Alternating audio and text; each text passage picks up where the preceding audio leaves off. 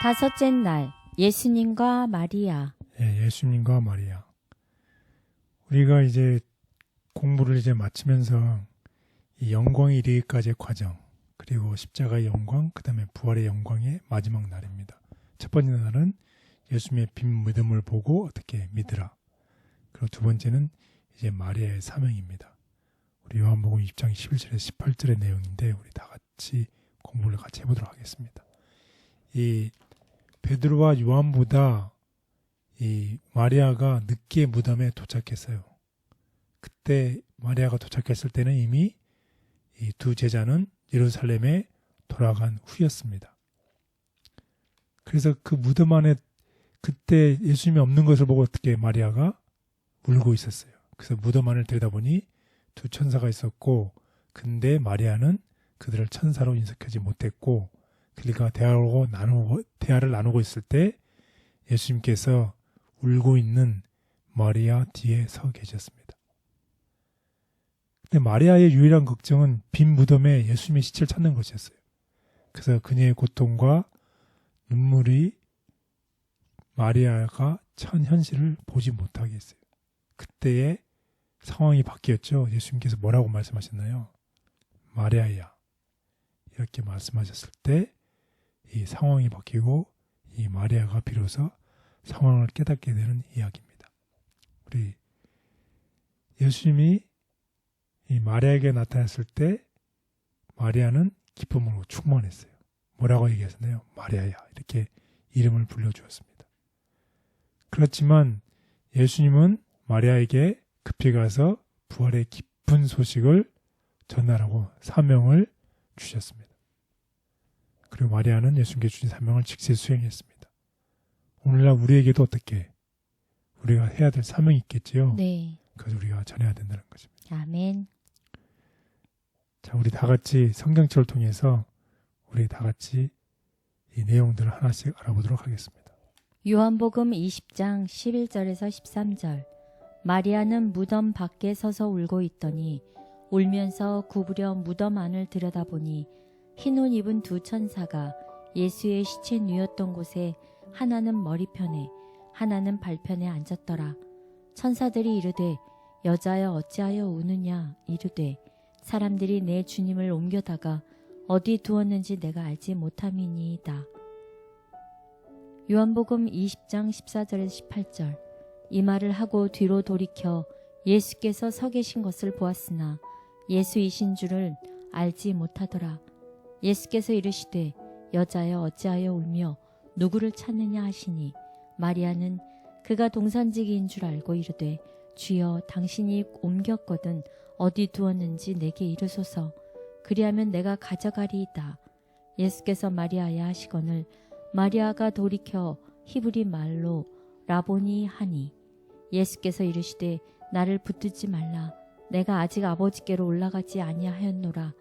너는 내 형제들에게 가서 이르되 내가 내 아버지 곧 너희 아버지 내 하나님 곧 너희 하나님께로 올라간다 하라 하시니 막달라 마리아가 가서 제자들에게 내가 주를 보았다 하고 또 주께서 자기에게 이렇게 말씀하셨다 이르니라.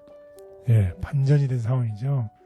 울고 있는 마리아에게 또 상황을 알지 못하고 있는 마리아에게 예수님께서 마리아라고 하고 그 상황을 반전시킨 이야기입니다.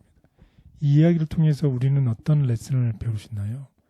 우리도 우리의 처해 있는 상황 때문에 이 전체적인 그림을 알 수 없고 또 예수님을 알 수 없고 또 믿음을 알 수 없을 때 바로 옆에 계신데도 알 수 없을 때 예수님께서 어떻게 하신다는 것이에요. 우리를 떠나지 아니하시고 우리 옆에서 우리 이름을 불러준다는 것이에요. 그때 우리가 믿음의 눈으로 예수 그리스도를 바라봐야 되고 예수님 그리스도께 눈을 돌려야 된다는 그런 레슨이 있습니다. 그래서 이 마리아에게 사명이 있었어요. 이 낯선 사람이 단 한마디를 했는데 그것은 무엇이었나요? 이름을 불렀어요. 마리아야. 마리아야. 예. 오늘 우리에게도 예수님께서 우리의 이름을 부르신다는 것이에요. 네, 제 이름도 부르시고 승아야. 예, 바로 그 한마디가 모든 것을 다 상황을 바꿔놓는다는 것이에요. 이미 우리를 알고 있다는 것이에요. 그래서 놀란 마리아는 부활하신 예수님이 자신에게 말씀하시고 있다는 것을 깨닫고 예수님을 알아보고 또 예수님께서는 자신이 아버지께 올라가야 하기에 자신을 붙들지 말라고 말씀하십니다. 그리고 제자들에게 가서 내 아버지 곧 너희 아버지 내 하나님 곧 너희 하나님께로 올라가시는 사실을 알리라는 임무를 그녀에게 주셨고 또 이 마리아는 제자들에게 가서 자신이 주님을 보았다고 말했고 주께서 마리아에게 알려주신 모든 다른 세부 사항도 말했습니다. 그래서 결국 마리아는 자신의 사명을 완수했다는 것이에요. 결국 우리도 어떻게 해야 된다는 것이에요. 이 예수님의 부활을 알려야 된다는 것이에요. 이 부활에는 여러 가지 의미가 있죠. 부활이 있기 전에 무엇이 있었나요? 죽음. 예, 그렇습니다. 죽음이 있었어요. 죽음이 있기 전에 무엇이 있었나요? 고통이 있었죠. 우리의 삶 속에도 우리의 상황 속에서도 우리가 고통이 있고 죽음이 있을 수 있어요. 그리고 나서야 비로소 뭐가 있다는 것이에요. 부활. 예, 부활이 있다는 것이에요. 다른 영적인 의미로 말씀을 드린다면 우리의 삶에 우리가 죽음과 고통처럼 보이는 굉장히 해결할 수 없는 여러 가지 상황과 아픔과 어려운 일들이 있을 수 있다는 것이에요. 그런데 예수님께서 이 모든 것을 어떻게 부활을 통해서 극복하시고 영광을 취하신 것처럼 예수님을 믿는 우리에게는 이러한 상황이 반드시 어떻게 될 것이라는 것이에요. 예수님을 통해서 극복하고 이길 수 있다는 것을 우리에게 오늘 알려주고 있습니다. 그래서 그리스도를 믿는 모든 사람들에게는 이 부활의 의미가 굉장히 중요한 이유는 우리가 처한 상황을 우리가 죽음으로 끝나는 것이 아니라 그 어려운 상황을 극복할 수 있다는 것이에요. 누구를 통해서? 예수 그리스도의 부활을 믿음으로 통해서 우리가 현재 처한 상황이 아무리 어렵고 힘들다 한다 할지라도 우리가 이길 수 있다는 것을 우리에게 가르쳐주는 이야기입니다. 우리의 삶 속에서 혹시 우리가 어렵고 힘들고 해결할 수 없는 실타래처럼 얽힌 그런 상황이 있다 할지라도 예수 그리스도께서 죽음에서 부활하시고 그것을 우리 마리아에게 알리라고 하셨던 것처럼 오늘 우리들에게도 똑같은 사명을 전하라고 우리에게 임무를 주고 있습니다. 우리 모두 다 같이 예수님의 이 부활의 놀라운 사실을 우리 주변에 있는 모든 사람들에게 알리는 우리 모두가 되기를 바라겠습니다. 눈물에 가려 예수님을 분별하지 못했다. 마리아는 동산에서 예수님이 가까이 계시는데도 울고 서 있었다. 그녀의 눈은 눈물에 가려 예수님을 분별하지 못했다. 제자들의 마음은 비탄에 빠져 천사의 기별이나 그리스도께서 친히 하신 말씀을 믿을 수 없었다. 지금도 그때의 제자들과 같이 행동하는 사람들이 얼마나 많은가. 사람이 내 주를 가져다가 어디 두었는지 내가 알지 못함이니이다 라는 마리아의 절망적인 부르짖음을 그대로 되풀이하고 있는 사람이 얼마나 많은가.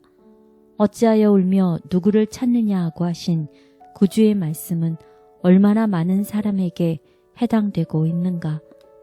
그분은 저희 곁에 가까이 계시나 눈물로 흐려진 저들의 눈이 그분을 분별하지 못한다. 그분이 그들에게 말씀하고 계시나 저희는 그것을 깨닫지 못한다. 마리아는 주님을 잃은 상실감에 무덤까지 비어서 더 낙담하고 있었다. 예수께서 친근하게 마리아라고 부르시고 그녀에게 모든 사실을 말하라고 하셨다. 마리아에게만 보이신 예수. 예수께서는 당신의 특유한 하늘의 음성으로 마리아야 라고 부르셨다. 그녀는 그 사랑스러운 목소리에 익숙해 있었으므로 주여 하고 부르짖으며 너무 기뻐서 그분을 껴안으려 하였으나 예수께서 막으시면서 나를 만지지 말라. 내가 아직 아버지께로 올라가지 못하였노라.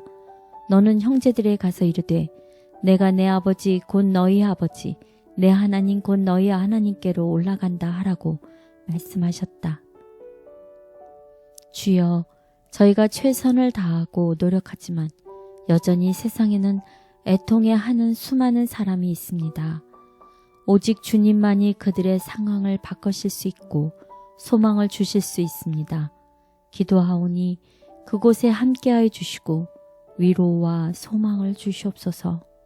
예수님의 이름으로 간절히 기도드렸습니다. 아멘.